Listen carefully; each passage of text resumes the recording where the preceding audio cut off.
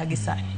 Agoro kamano Joyce nikech highlight maber. Koro gima wacho ni ingeni sirikal nitiere gi gimiluongo ni structure.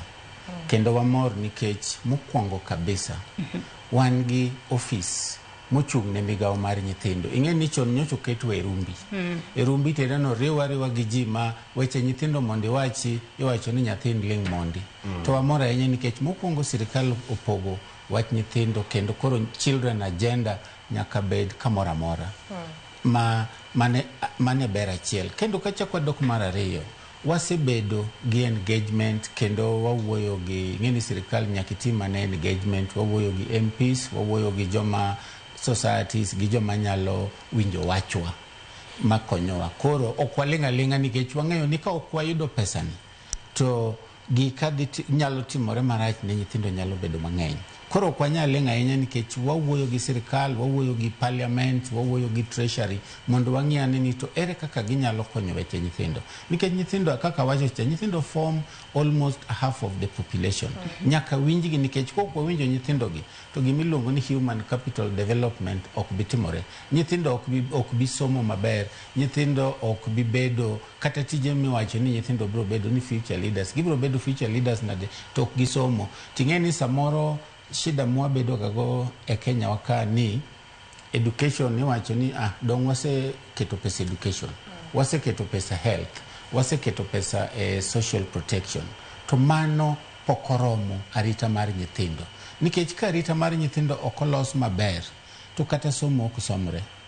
Gidhi beda ni gidhi mako mana ich moko dhi chaka gigi iluongo ni child labor protection. Koro protection ni e gima wakwaya ahinya ni sirikal omedi ng'iyo maler nikech protection is a cross cutting areas te. Nikech kata mana health ka nyathi ok obedo protected maber to biro bedo gi issues mang'eny area mar health, area mar nutrition. Kata mana school ko kurite maber ng'eni nyathi ok som. Koro emomiyo wawacho ni sani kaka koro sirikal ose bring agenda mar nyithindo momiyo state department marene. Gima koro wakwayo maduong' ni wamed pesa. Omedwa pesa mondo warit nyithindo maber kendo wan gi blueprint maber. Wasani waloso kata strategic plan.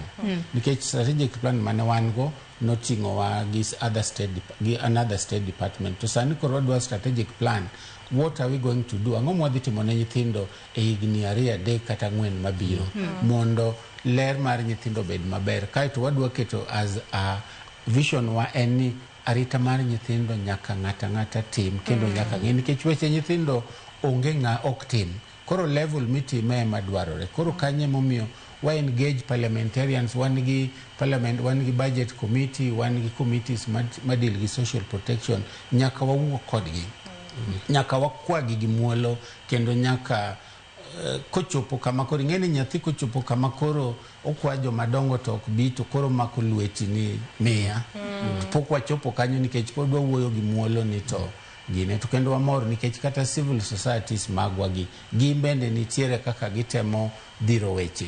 Ing'eni kaka jasirikal okanyal dhi golo citizen voice, but citizen voice nyaka mana kuom civil society organization. Emomiyo wamor ahinya nikech wan kanyachiel kendo wakoordinate gi maber kaka sirikal wacho ni wakoordinate joma deal gi weche nyithindo te kendo wawinjore kendo waromo seche te.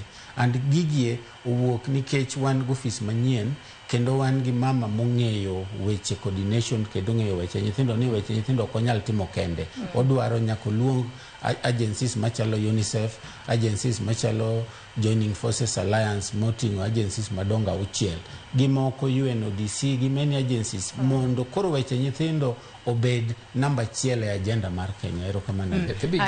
Makama kaparo no gi kanyo kendo. Ang'eni Sabida